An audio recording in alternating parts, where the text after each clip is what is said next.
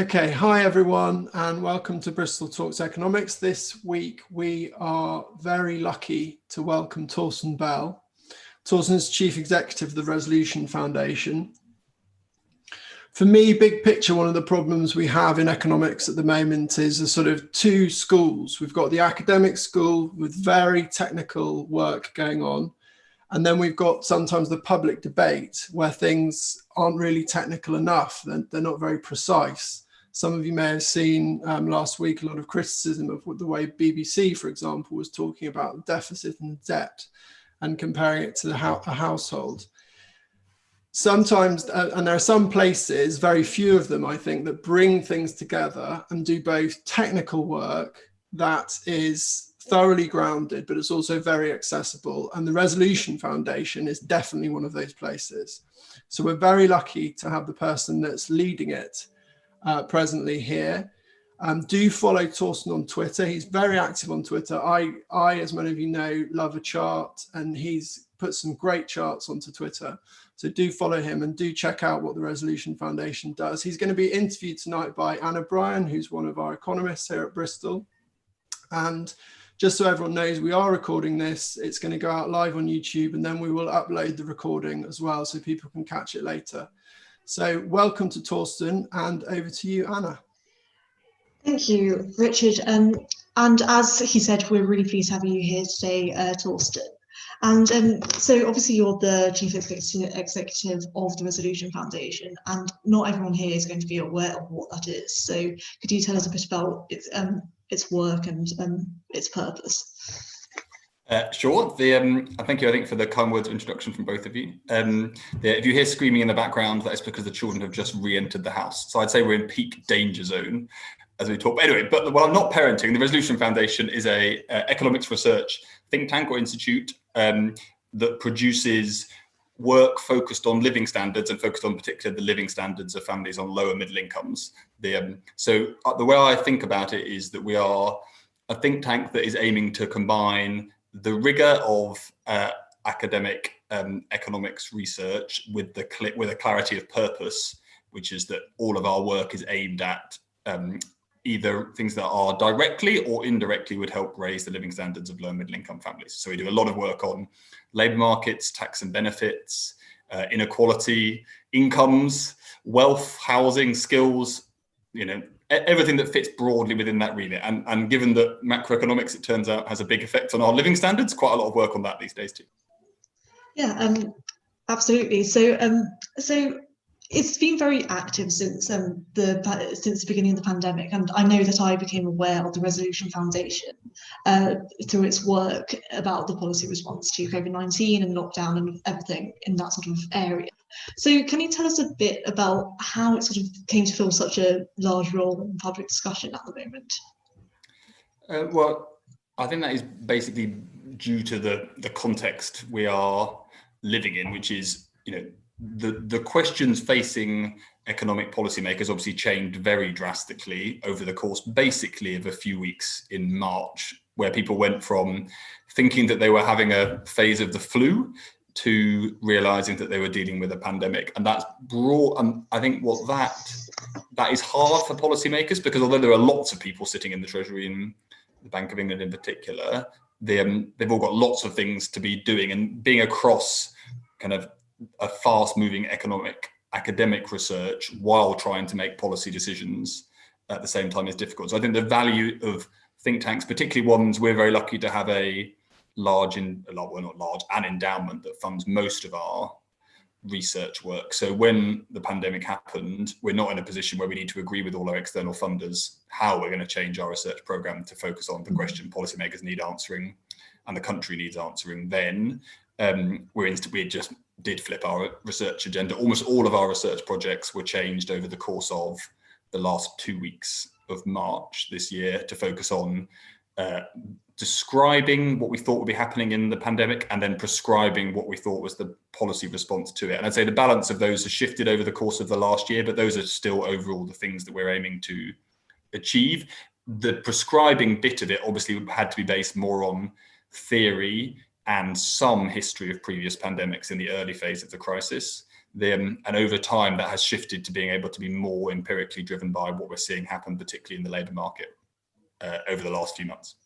So I find it quite interesting how, you mentioned that ever since the pandemic, there's been like a massive shift in sort of the government's policy response. I wonder if you think that's been especially different, say more willing to spend a lot of money than, say, previous crises, like 2008, for example.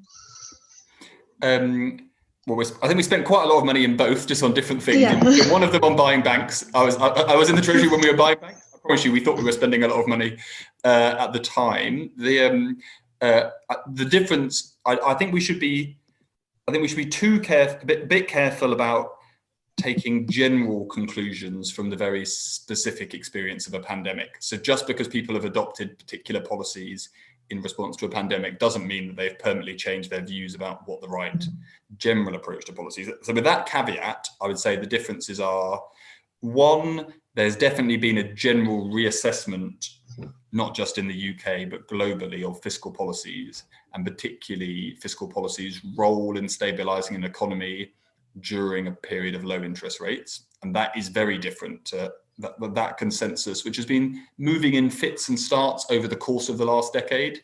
I'd say that had actually, by semi-coincidence, but in good timing, solidified in the year before the pandemic, which basically was for a much more active role for fiscal policy. I'd say, secondly, the nature of the crisis, to be honest, didn't leave much choice, even if we did have more role for monetary policy in terms of having capacity to cut interest rates. The nature of the crisis means that actually it is the government that's going to need to be doing most of the work.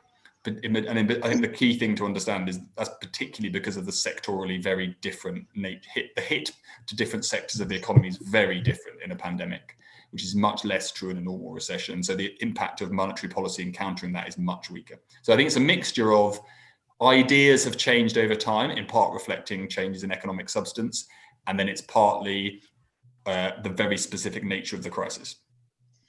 So thank you. I know you're going to talk a bit about this later, and Rich will take your question after Torsten does his presentation, I think.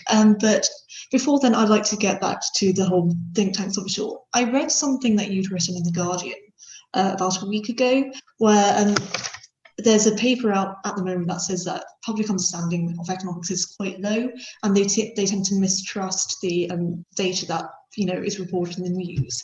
So I think, in that background, what do you think the role is of think tanks like the Resolution Foundation in influencing public debate and politics?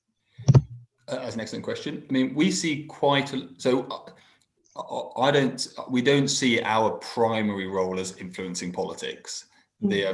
Our role as a charity is obviously principally educational. That's why we benefit from tax relief. I think it's really important to remind people of that. Charities, there are things we should do because we benefit significantly from tax relief. And then specifically, a lot of what we are doing is helping to explain to people and yes, to policymakers, but explain to the public what is going on. So a lot of the work over the last year, actually by volume of time spent, is on the BBC explaining to people how a job retention scheme works, why it might be a good idea, what the pros and cons are of things the government's doing. It's not always to do with explaining very technical pieces of research. Often it's helping people understand what's actually happening in the labour market. They're seeing aspects of that obviously in their lives, so people have a sense of it, but giving people a sense, how is this affecting different kinds of people? What's happening to the self-employed? What are often doing kind of, 5 live phone-ins where people are asking what kind of help is available to me because it's really complicated. And the answer is it is really complicated. There's a million different schemes, and it's not surprising people are confused. So a lot of what we are doing is helping people understand what's going on, and then taking some of that and yes, informing policy with it. But a lot of the work is explaining to people what is happening. Great. And do you think the Resolution Foundation is different in that respect? Do you think other think tanks do focus more on influencing policymakers, like the IEA, for example, or do you think it's all finding a happy medium, and every think tank finds a happy medium somewhere else? Yeah, I think there are lots of different kind of business models, if you like, for how think tanks can work. I think one of the things that's changed and we're obviously at the techie end of the market. So lots of people choose a less technical, they're not as focused on doing in-house kind of academic level research because they're just taking a different route. And I think those are perfectly reasonable choices. I'd say our choices are shaped by a view that actually, that if I look back to when I was kind of in the civil service or doing more political jobs in the 2000s, there was more space for think tanks that basically kind of had a wacky idea. There was less need to evidence your policy suggestions. If I'm honest, that was a pretty bad situation to be in. And I think one of the good things is that I think the world although everyone thinks everything's got worse over time, because that's what the human beings are like trained to think about the world.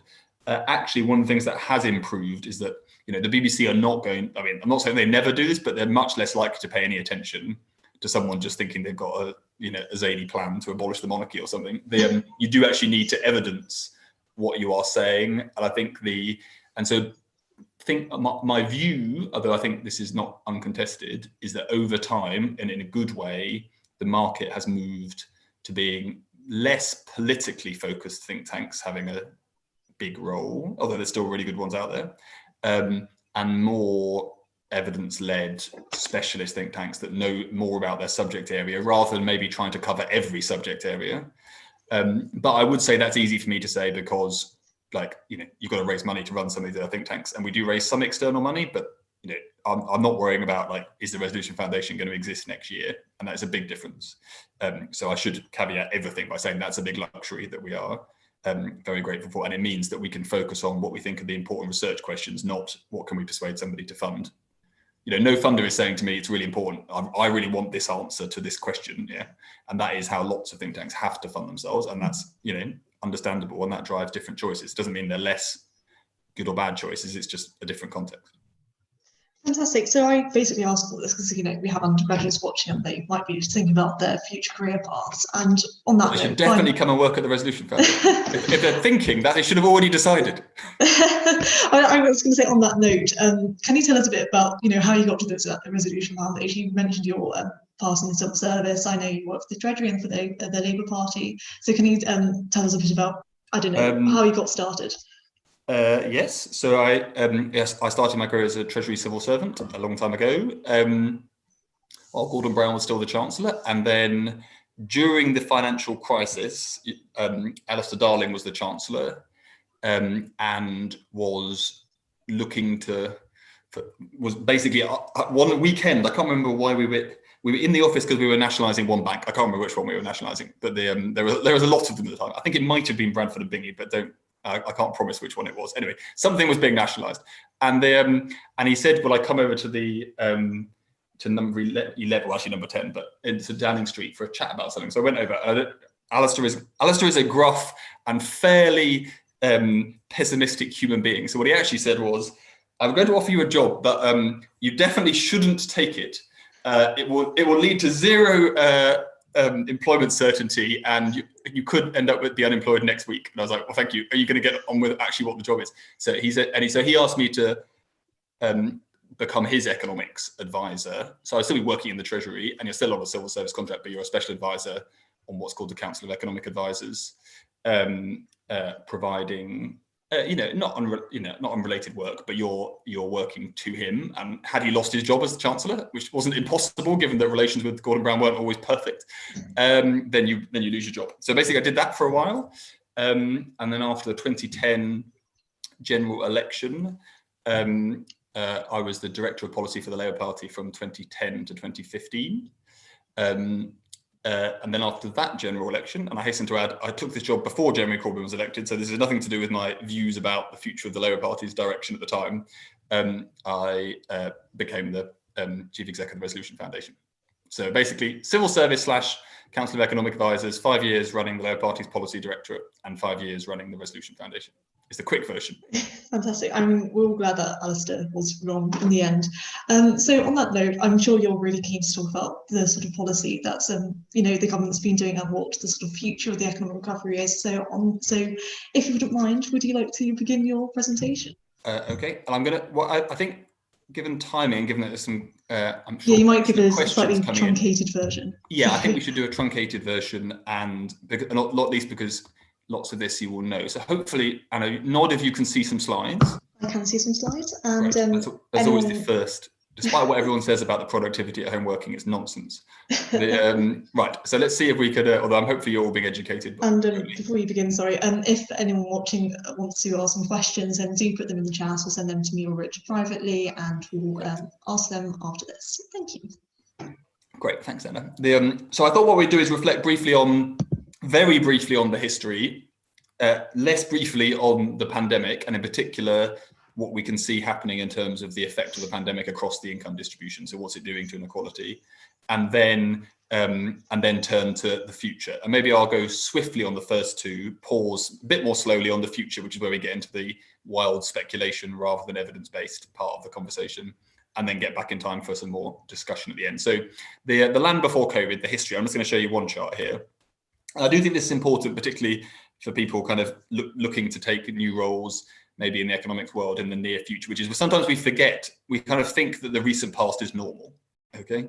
Like we all as humans, if we're in a bad situation, the danger is we start thinking it's normal. That is definitely true in economics. And I think this chart is showing you the change in GDP per capita over the course of the 12 years following the last three recessions. So not the COVID three before.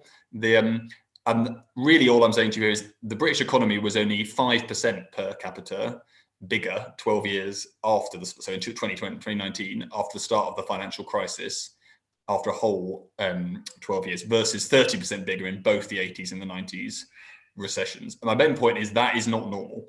That is almost no increase in, and in the end, GDP per capita is a proxy. It's not perfect, but it's a proxy for living standards of the population in the long term and on average, which are important caveats. But anyway, it's the simplest one to explain. So this is not normal is the first thing I'd say. The 10 years pre-COVID is one of very severe living standards squeeze on the British population of a kind that we have not seen. And that is basically driven by a pay squeeze over that whole period. And that more than outweighed record employment boost to living standards, which was significant and did benefit the lowest income families the most. So that's the history to have in our head. And that is the state of British families going into this crisis. Now on to COVID itself. Now, to state the blindingly obvious, it's a very, very, very big economic shock. This is showing you GDP in the months following the start, just to show you quite how much bigger this is as a crisis than the financial crisis. We thought 6.4% roughly, I think, which was the peak to trough fall of GDP in the financial crisis, was big. We managed to be, 3 times that.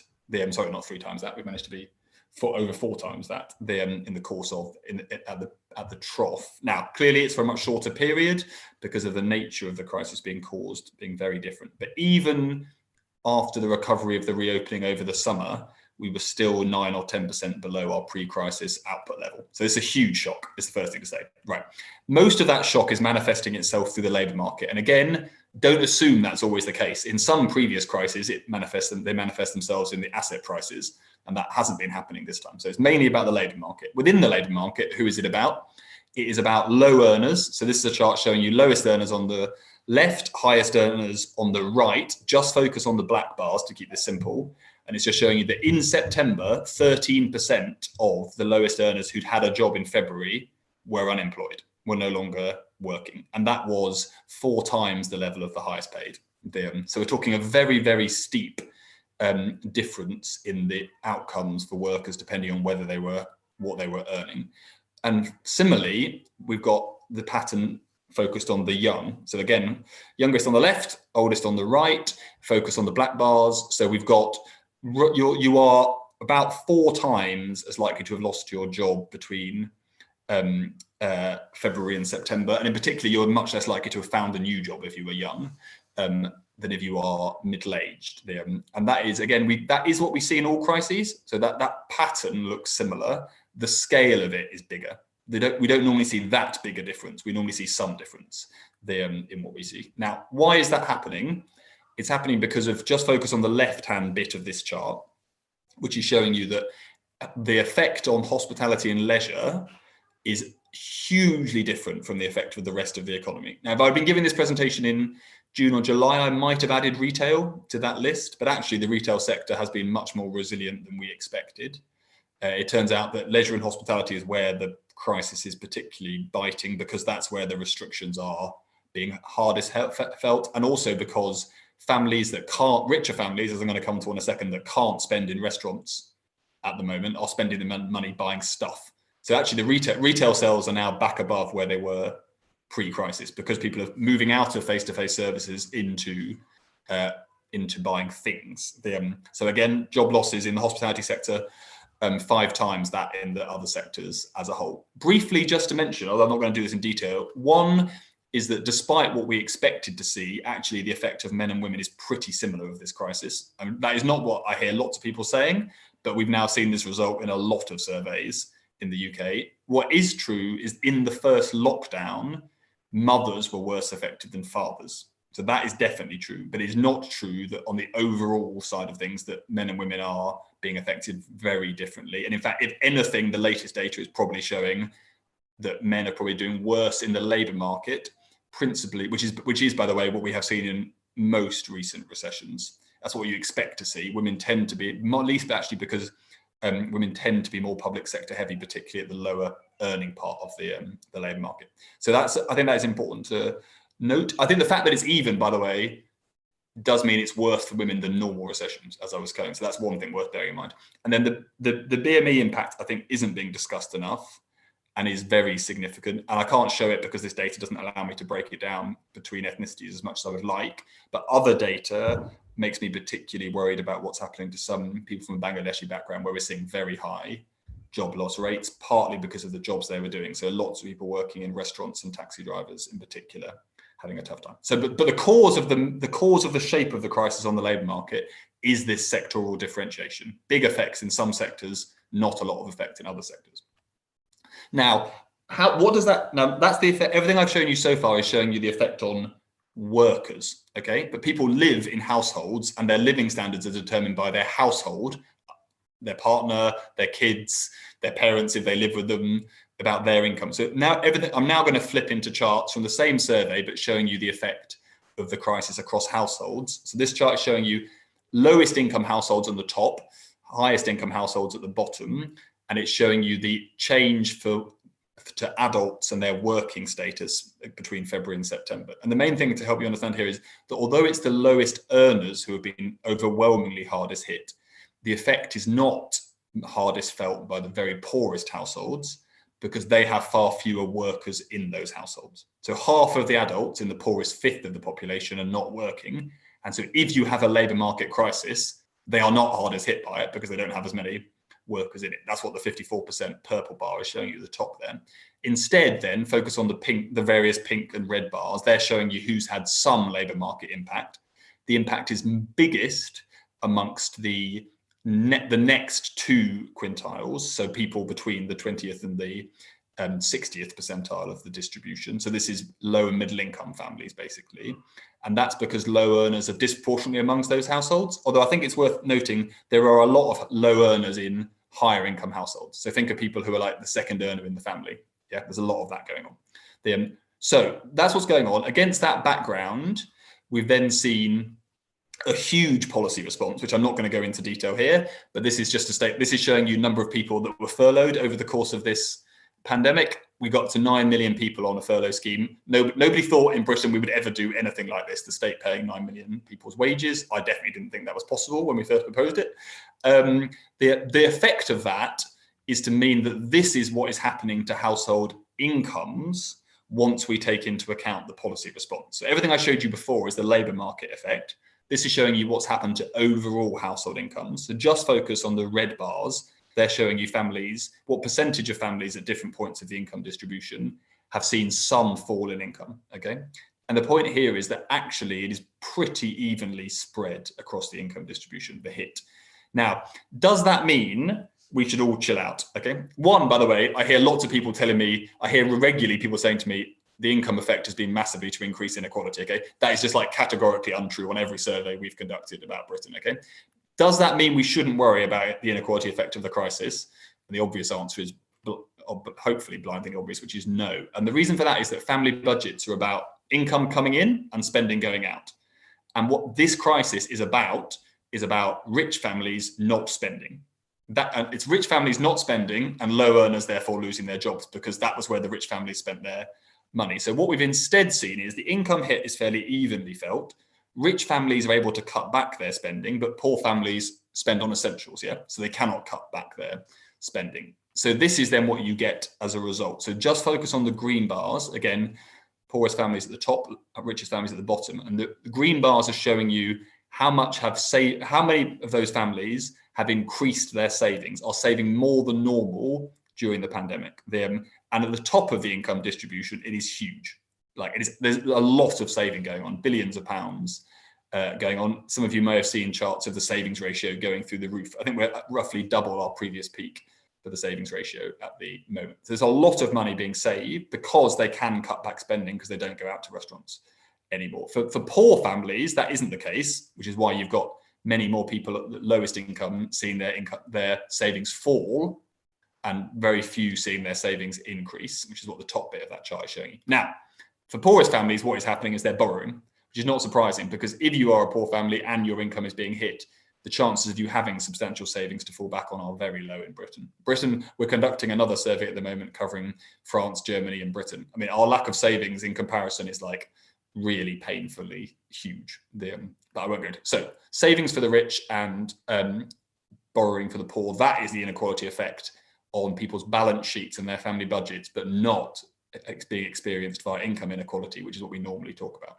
Right, then the immediate future is all about, again, to state the obvious, the second wave and how well we control it, and then our rollout of the vaccine. Congratulations, everybody, on getting to the first day when the vaccine starts getting injected this morning. It's very exciting news. If any of you have managed to get the injection, then you've done very well, given that most of you are quite young, and you'll probably get it in 2024 or something when we actually get around to injecting young people. But anyway, so briefly, the first thing to say is the GDP hit has definitely peaked in this crisis, but the unemployment peak has not. I think we have a lot of uncertainty about where it will peak, but if you just focus on, this is showing you the Bank of England and the OBR's forecast for around 7.5% unemployment in the middle of the next year. So that's the dominant thing that will happen in the labour market next year. Whether we reach that peak or higher is very contingent on a whole range of policy issues, like how long the furlough scheme lasts for, whether we get a deal on Brexit, all kinds of things. So I'm not going to speculate on whether it's right or wrong, but that means 1 million more people unemployed by the middle of next year than are unemployed today. So there's a big increase in the next few months on those forecasts. Policy, which in general has done a huge job of supporting family incomes, family incomes have not seen the fall that GDP has felt. And the reason for that is because of policy. This chart, though, is showing you what will happen to family incomes if the government goes ahead with plans to cut benefits by £20 a week for everybody on universal credit or tax credits in April, because they're planned for the increase that's happened this year to be temporary. If they do that, it will knock 5% off the incomes of the bottom fifth. I won't go into the detail of this chart, but as a simple thing, we're taking £1,000 away from the 6 million poorest families in the country. That is not a very good idea.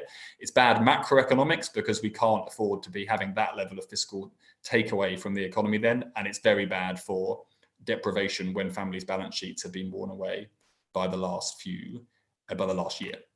Right, then on the speculative future side of things, just briefly, things to avoid that I hear all the time in public policy discussions. The first is people telling me that there's a big silver lining to this crisis. So like green campaigners sometimes tell me, well, it's brilliant, no one's driving a car anymore, so pandemic's not a bad thing. Or people say to me, well, now this is going to make us all do home working, so that's going to solve regional inequality, people tell me now and again. The second thing people do is to say, this is going, on the right-hand side here, is to say this is going to completely transform the direction of the economy in some way that they probably always wanted anyway. I think both those things are a misunderstanding of how economic change tends to happen, and they definitely are too optimistic about politics and how it actually operates and how much it can buck trends that are going on. So I'm going to suggest a different way of thinking about how change comes after the pandemic, which is to say that what you want to think about is which changes that the pandemic has brought are reinforcing structural trends that were already happening or were latent, i.e. you could see them coming, but they hadn't started yet. And which ones are purely cyclical, i.e. driven by the pandemic, but not reinforcing what was happening beforehand. This picture on the left is showing you a high street declining. That is definitely a structural change. The decline of retail has been going on in Britain since 2003 as a share of employment. This crisis has definitely turbocharged that. Policymakers should definitely be spending time thinking about what they do about that. Whereas on the right-hand side, that is apparently a picture of the Roaring Twenties and some dance that was invented in the 1920s. I have no idea which one. Maybe some of you are more down with the kids and can tell us. But the point here is that the hospitality sector is not in structural decline. In fact, it's in massive structural growth. Although the government shouldn't be worrying about whether the hospitality sector will be bigger in 5 years than it is today, it definitely will be, whereas retail will need thinking about. So then briefly, what are some of those structural trends that are going to be reinforced? This one is showing you the income growth since 2003 of working age households, where that's the blue line, which is basically saying there's basically been little or no income growth for 20 years for working age households, compared to pensioner incomes, which have been growing consistently faster than that since the start of this century. There's a whole host of reasons for that without going into them, but this crisis does risk reinforcing that because the working age population is bearing all of the economic pain, even if the pensioner population is bearing the health risk pain of the crisis. Secondly, the pay squeeze will be reinforced. This crisis means lower growth, lower productivity, lower pay growth. This is showing you the OBR's forecasts. The first thing to say is obviously it shows you how awful the whole thing is anyway compared to 2008. This isn't, by the way, the measure of pay I would use. So forget what actual levels it shows. What matters is that the blue bar is significantly above the red bar, i.e. the pay squeeze is deeper and elongated by this crisis. And that is really important to families' living standards, obviously.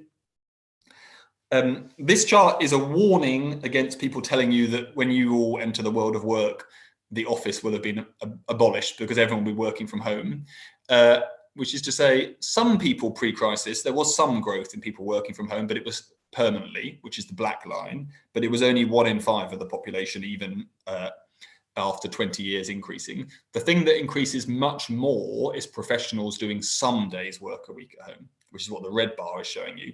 And this crisis will have accelerated that trend, and it is that trend that is going to some degree, although not as drastically as some people think, reshape office space use in Britain for the next few years. I'm sure we'll come to public finance discussions in the Q&A, so let's cover that then rather than then. So then just to wrap up, a huge hit to low earners and the young, but that is fairly evenly spread across the household income distribution. But families are not just their incomes, and the overall financial pressure effect of the crisis is very bottom heavy, and that is having lasting effects on families' balance sheets. Where are we going to go next? Well, the thing I feel the next few years will look very different for the economics and politics because high unemployment is something that everybody stopped talking about in about 2015.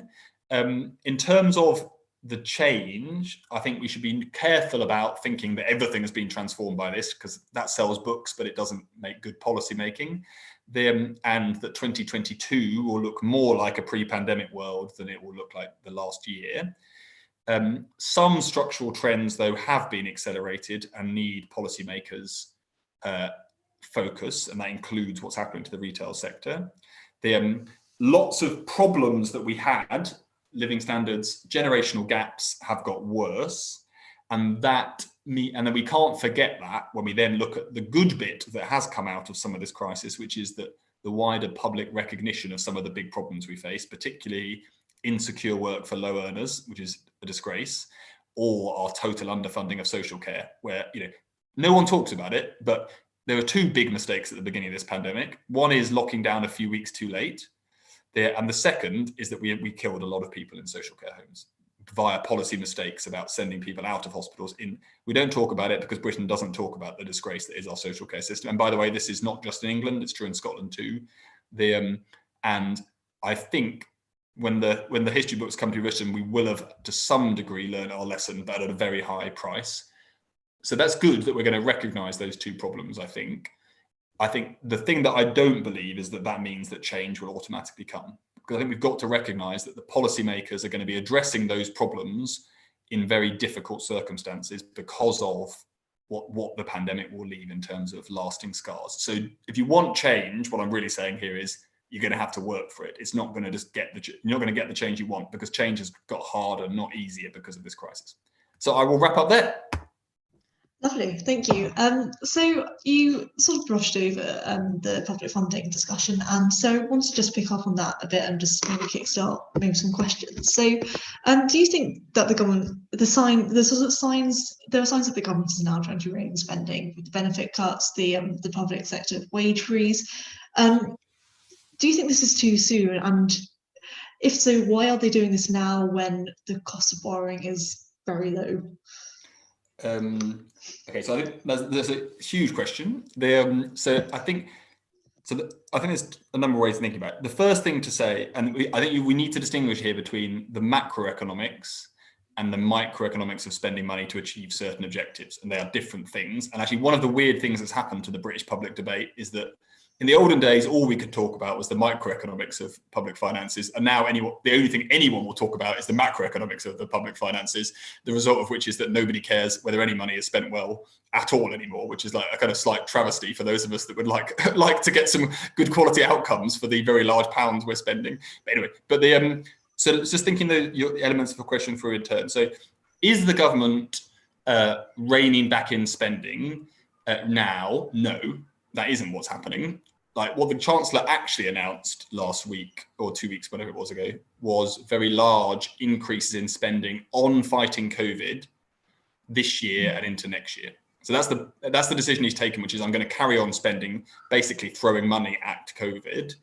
That's about vaccine rollout. It's about running the Department for Work and Pensions during this time. It's about, any of you that have lived near the railway stations in Bristol will see loads of trains going with nobody on them. That is costing billions of pounds. And they're planning to continue that. So they're not, compared to other countries, we are definitely not being kind of sparing the pennies in terms of how we're dealing with COVID.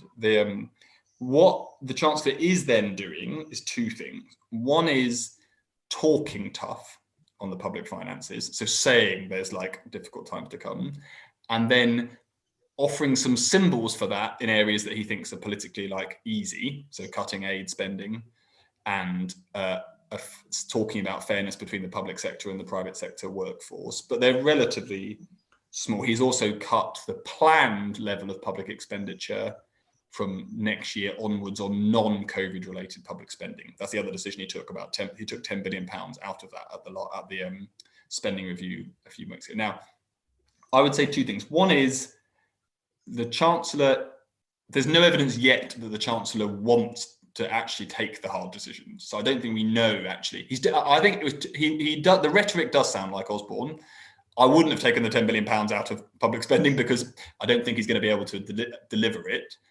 I basically don't think he will be able to deliver that low level of public spending that he has penciled into his plans. And what actually happens in public spending is different to what the Treasury pencils in.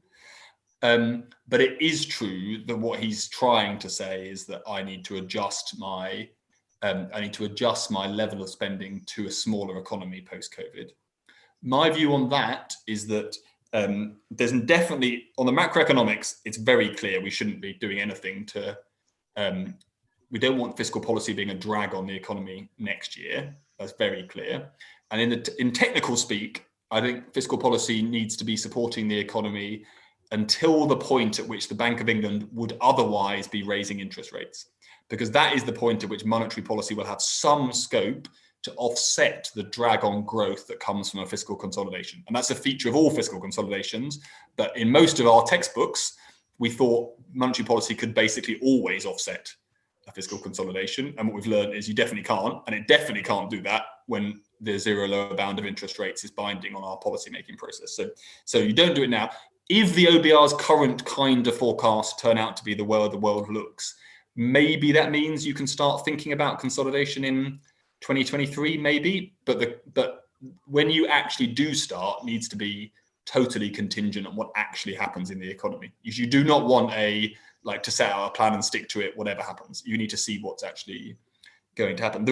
Whether or not you should consolidate, I think the discussion is a bit weird in the public debate, which I think is partly what Richard was referring to the BBC row last week or whatever it was, which is, look, the reason you may need a consolidation is not because of the large increase in debt that the spending during COVID has caused. It's not principally about the higher debt stock.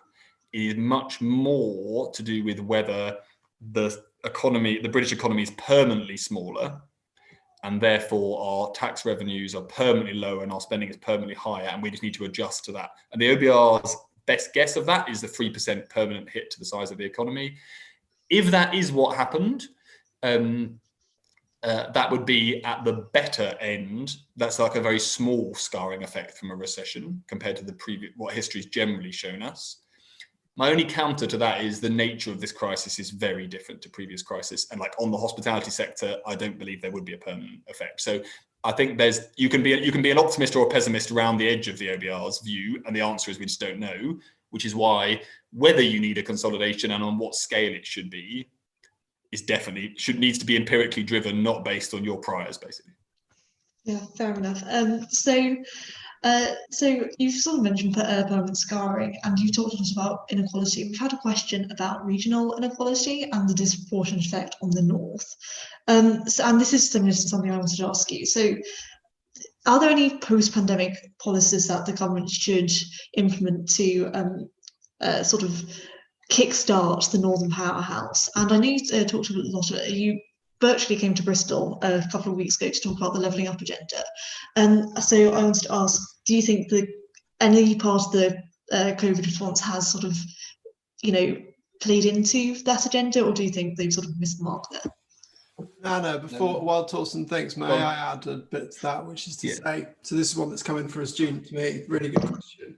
Is this a bit of a test of the devolution agenda, Torsten? And if so, what do we think about it? Because precisely the place that's been in the most trouble has been lauded as the one place other than London that should have powers, even it's got powers on the NHS, which other places don't have. So it's kind of got the most autonomy out there. Yeah. How do you read this as a test of the whole devolution agenda? Okay, that's an excellent question. I think it's a really good question. And it's as much to do with the constitution as it is to do with the economics. So first of all, on what can we see in the data? So the health impact of the pandemic, particularly in the way, so the initial health impact was obviously greatest in London. Yeah, that's where but the lasting effect of the first wave, where it most clearly merged into the second wave, was the north of England, in particular the north west. So I think it's not unreasonable. And if you look at some subsets of that, look at what's happening in Blackburn, for example, you can see very large health problems on the health side. On the economic side, I think it's people are. I do again hear people telling me all the time that it's like the poorest places in Britain that have been hardest hit. I don't think the evidence stacks that up.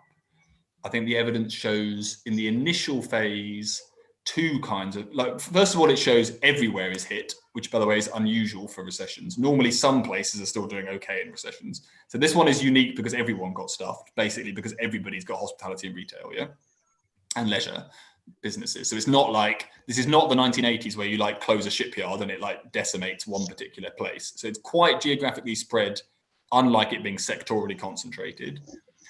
The caveat to that is that the places that were hardest hit are those where people need to travel to that place to spend money. So where the demand in that local economy isn't from people who live there.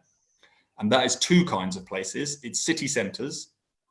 So that is, so London, centre of Sheffield, centre of Manchester, and it is tourist reliant areas. So the South Cumbria, most of Cumbria had an absolute kicking in the first phase of the crisis in terms of spending going on there. Okay, and we see the same thing if I look at furlough data. So the furlough rates very closely match that outcome. Now, what does that mean? So at a regional level, that means that London has seen the biggest fall in I should say it's seen the biggest fall in employees. So like, forget the self-employed for a second. It's seen the biggest fall in employees in London. You can see that in the HMRC data very clearly. The rest of the country is pretty flat, but London stands out. And that's because London's the only region that is a big city. So like, if Manchester was a region and was big enough, then we would see it. You'd see some of that there as well. So we've got a cities problem. I think I don't think that is totally bad news in the sense that we don't want the crisis being reinforcing problems that we haven't got good answers to. And I think we're reasonably confident that we will get city growth back again after we've vaccinated everyone, and we're probably overdoing how big, like this is, the agglomeration economics have not gone away. The long-term drivers of economic geography haven't totally changed. So on the much harder question of like, what is the lesson about devolution? I think it has helped to remind everybody is that our devolution settlement is a mess in a number of ways.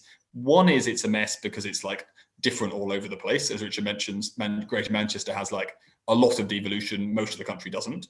Secondly, that's partly played into this confusion about who is responsible for what, which the central government played into by implying that it was engaged in some kind of negotiation with Greater Manchester, which was never the case. There never was a negotiation. There was nothing to negotiate over because everyone was going to have to be given the same pounds per member of their population anyway.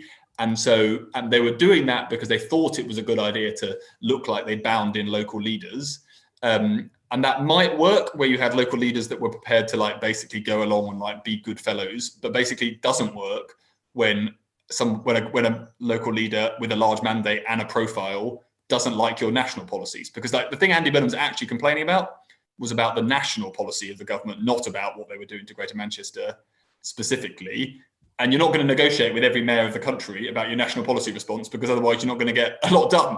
So it was a like very like both central and local and a regional government did not have a shared understanding of what the devolution settlement was, and so neither of them did their job. And if I'm honest, no one came out of it well, because Greater Manchester's had bad outcomes in terms of the health side now, worse outcomes than it should have done. And central government looked like a bunch of numpties that were pretending to negotiate with people where they couldn't negotiate anything. And nationally, we all wasted probably another 2 weeks in making exactly the same mistake we made in the first lockdown in going too late. So I think it basically shows that we haven't basically internalized what we've done or kind of got a good understanding of what this new world looks like. I have to say, but we hope, we'll be heading more in that direction, I think, after this crisis. And I would say, I think it's a good thing that we've had a wider range of what devolution has done is that even when on issues that aren't about local and regional policy making, so they're not areas where Greater Manchester has autonomy, for example, you've had new voices in the debate. I think that's been a really good thing. You've heard people saying about their experience. You've got lots of journalists going to Blackburn to look at what is happening. I think that is different. And you definitely didn't have those voices, for example, during the financial crisis. It was like the discussions of the economics of the financial crisis were all done by people in London. Now, partly because the banks were in London, except for Northern Rock, which famously was not being Northern. So I think that's a healthier thing for the country long term anyway. Thank you. We've had a really interesting question, but before we go on to that, I just want to stick on the topic of inequality a bit. So we've heard a lot about the sort of shape the economy, the recovery will take, U's, V's, W's even. The one I wanted to ask you about was the K-shaped recovery. Could you tell us what that is? So I think that actually, as a bit of sociology of economics, I think the K-shaped recovery is a good example of basically how everybody in Britain wishes they were in the United States in economics. Is a massive problem. So the K-shaped recovery in the US debate is the view that the top of the K is that rich people are doing well, and the bottom of the K is poor families going down and making them worse. And I'd say that there's slightly more evidence of that happening in the US than here. And the reason for that is principally that there's a number of reasons, but one of the reasons is because the US has a lot of tech companies and tech billionaires. And so you've got this very visible thing going on, which low rates plus low interest rates and more quantitative easing, plus the impact of a pandemic driving people online, massively stoked both asset prices in general, but specifically the stock of tech companies in the US. I'd say that's the main proof point in the US. There are some other things, particularly around reopening of schools in the States, which have been a disaster. So you don't want, like, what's happening to female labour market participation in the States because they haven't reopened schools in lots of states, as it were, is a disaster. So I think that is, but that's a kind of subset of it. Now in the UK, my view is that the K-shaped recovery is manifesting itself, as I showed in the slides, through budget pressures, not via incomes, and via balance sheets. It's about the balance sheets of poorer families deteriorating while the balance sheets of richer families improve. And that is where, and that policymakers have to have that in mind. And balance sheets getting worse particularly matters because, you know, as you were mentioning, like all the talk of the V-shaped recovery. So I spent lots of the first 5 months of this crisis saying to people, please stop telling me you believe there's a V-shaped recovery. Like, I'm going to show you all previous pandemics. And they never look like a V-shaped recovery, particularly the ones that are properly pandemic and that people actually catch before you control them. I think that was true for economic reasons, even if you believe by somehow that this was going to be like the first one that didn't have a second wave. But policymakers operated as if there wasn't going to be a second wave, even after the second wave had started in the data. So it was a real problem, people's optimism bias, that this one was going to be different. But one of the things about a V-shaped recovery is if it had been a V-shaped recovery, then it's less of a problem that balance sheets were being worn away while that was happening. Because yes, a few people would see their savings diminish, but they would quickly be able to bounce back and save some more. Because the crisis is dragging on, as it was always going to, that balance sheet problem becomes a bigger problem. So you can't say I have got some savings and I've lost my job, or maybe I'm working shorter hours, which lots of families are. I can run down those savings for a few months. I can't do that for 2 years. So it's not just about the depth of the impact on living standards; it's also the duration. Thank you. So let's ask this question from a student. So we've talked a bit about the imbalance between fiscal and monetary policy, and how, you know, having hit the zero low bound, the onus really is on the government to sort of aid the recovery. So if there was a digital currency which would effectively remove the zero lower bound, would this have changed the response, that the state's response to the the economic crisis? Okay, so there's a number of aspects of that. So first of all, I'm definitely not an expert on digital currencies, and I don't want to pretend to be. So what my view, let's take a half the question that I do feel capable of answering, which is on if negative interest rates were possible in the UK, would that have meant that fiscal policy didn't need to do as much of the work? Now, the thing that's stopping us doing negative interest rates in the UK is two things, really. The one that is least people don't talk about enough, but probably is the thing most binding on the Bank of England, is that the way in which we run our building societies means that if we do that, we kind of basically bust them all. So there's a technical problem about the UK financial structure that makes that harder to do, but that's resolvable in time if we wanted to. And like Silvana Tenio, who is probably on the Monetary Policy Committee, she's at the bolshy end on we can do it basically. Then you've separately got a view about the effectiveness. My view. Torsten, can I jump in just with a little vignette there, because I think it's important, because both of us have worked in policy, and this is the real world of how policy actually works. Yeah. In addition to the point you make, I'm told that there's literally a problem of almost like a Y2K problem of our some computer systems. Yes. Are people literally able? Do the systems go below zero? So can they actually mechanically on their computers do a negative interest rate? And some can't. Some can't now. And I think basically, I think that people are doing the work to try and overcome that, and it obviously can be done. But anyone that, by the way, is worth definitely going to look at how a bank's IT systems actually operate is definitely worth everybody doing at some point in their lives, because there is an entire world that none of you will ever meet of people who only ever work on the software of banks. it is huge, and and there's some of the systems that are in there. Now remember, RBS, when we ended up nationalising, it was made up of like 1 million banks that Fred the Shred famously had merged over the course of the previous 10 years. None of their IT systems had been properly integrated. If I look at a load of our insurance companies today, that is also true, by the way. So there's a whole world, if you're interested in financial stability, there's a whole world of IT trauma out there. But just on your question, so I think if those were all overcome, then you're just down to a row about whether or not lower rates, what the effectiveness of that is, of ever lower rates. My view is that we definitely shouldn't count on it in a normal recession being effective enough, i.e. fiscal policy you're going to want as well. But I specifically think it definitely wouldn't have done the trick in this recession. And that is because if you think about it, in a normal recession, what you're trying to do from your macroeconomic policy is to support, you're trying to support demand to stay up in general, for people to keep spending right across the economy so that the depth of the crisis is not as deep as it would otherwise be.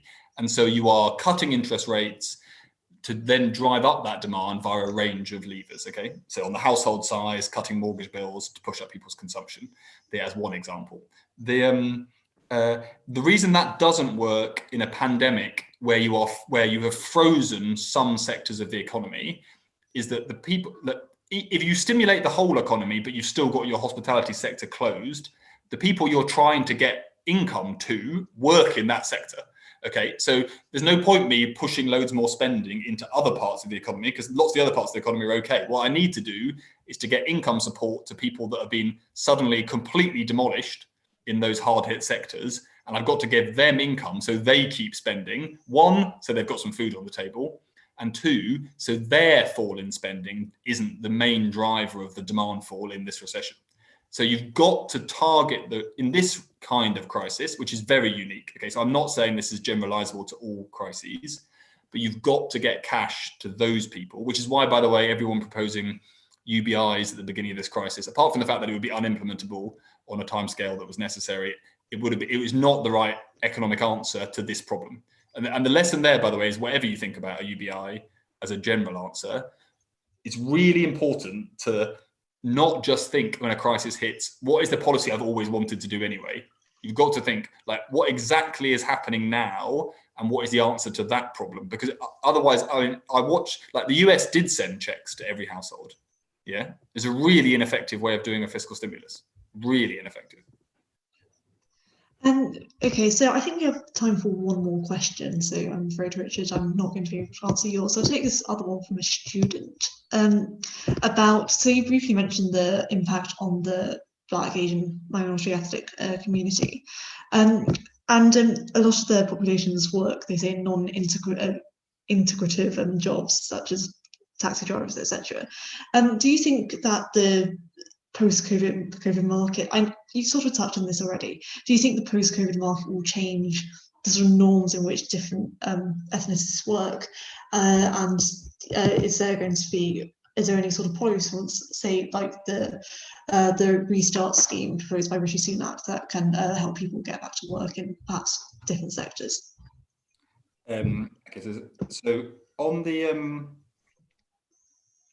let's think about this. So we're publishing some work, I think, later this week or tomorrow. So on the role of ethnic minority workers in the hospitality sector. I think the interesting thing from that is not that they're overrepresented, because I think you all knew that. I think what it told us is that the kind of workers they're different.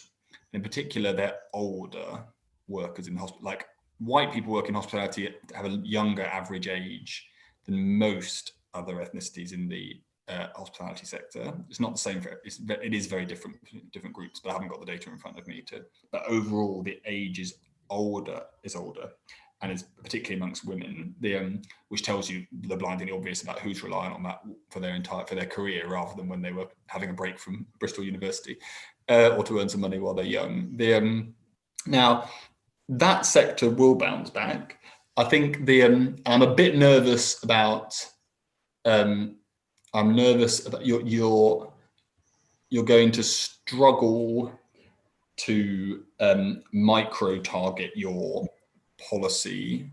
And this is also why, by the way, you don't want all aspects of your labour market policy nationally determined, because you definitely need to. So I was doing a session last week with frontline DWP workers from Hull over up in Yorkshire and some people from Cardigan in West Wales. Yeah, so there's like a lot of people with different local labour markets, very different ethnicity mixes in their local areas, very different industrial mixes, and so you definitely need your back to work support. You've mentioned the Restart scheme, which is this help for longer term unemployed people. So you basically have to be out of work for a year when that kicks in. In most cases, not all. I think what we do know, so you need to be alive to that, and the providers that you commission to do that work need to be people that understand those differences. But I don't think you should. I think that's generally not going to be a nationally determined policy. The things where we have seen, I also think I don't have loads of evidence. Like on young people, I have concrete evidence of schemes that have worked to deal with longer term unemployment from young people coming out of recessions. And broadly, what the government's doing is with the Kickstart scheme, which is their job creation for young people, is broadly matching that, with the caveat that they need to be decent jobs and they need to actually happen rather than just be announced. That kind of scheme doesn't work for older workers as well. So I think there is a challenge, which is what we need to do is keep monitoring the data, because if what that scheme does is to help the younger people who came out of hospitality and retail, but not older workers who came out of hospitality and retail, who, as I'm saying, are disproportionately from BME backgrounds, then you will need other interventions. Because as I say, the Kickstart scheme is not going to be a good answer for those people. Like in general, job creation schemes for older workers are far less successful. Now, I'm not saying someone can't come up with a brilliant policy that bucks that trend, but I'm skeptical. And in general, I think we do need to look at not just doing something to make ourselves feel better, but what do we know works? Because some labour market interventions that are very well intentioned have made things worse in the past. Lots of the retraining schemes in the US for older workers when big factories closed were probably worse than doing nothing. So we need to learn from the evidence, not what we think. Well, so on that bombshell, so thank you everyone for coming. Thank you, Torsten, especially for a really interesting hour or so. I'd encourage anyone, Richard's put some really interesting links into the chat, so I encourage people to maybe save some of those before I close the call. And hopefully, this has encouraged someone for you to go and work in think tanks, to, work in economic research, maybe even the Resolution Foundation. Particularly the Resolution Foundation. Particularly the Resolution Foundation. And so thank you everyone for coming, and enjoy the rest of your evening.